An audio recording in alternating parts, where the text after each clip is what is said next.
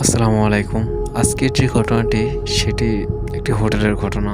ঘটনাটি ঘটে ২০১২ সালে। হোটেলটি অধিক পরিচিত হয়, জায়গাটির নাম আর প্রকাশ করলাম না। একদিন মিজান সাহেব, তিনি শৌখিন মানুষ এবং পাহাড় পর্যটক। এক কথায় তিনি ঘোরাফেরাকেই বেশ শৌখিনতাভাবে উপস্থাপন করেন। এমনই কোনো এক এপ্রিলেই ২০১২ সালে তিনি চট্টগ্রামের পতেঙ্গা ঘুরতে যাওয়ার একটা সিদ্ধান্ত নিলেন। রাস্তায় যাওয়ার সময়,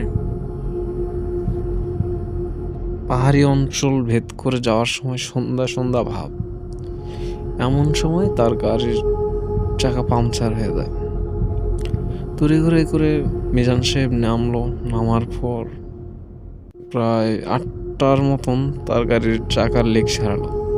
তারপর যেই একটু স্টার্ট করে সামনে গেল, তখনই দেখলো যে পাহাড়ির মাঝ রাস্তায় একটা মেয়ে লিফট চাইতেছে, মানে ইশারায় সাহায্য চাচ্ছে। মিজান সাহেব তড়িঘড়ি করে হাইড্রোলিক ব্রেক চাপার পর মেয়েটি সাহায্য চাইতে আসলো। তারপর মেয়েটিকে সাহায্য করবে মিজান সাহেবের দয়া হয়।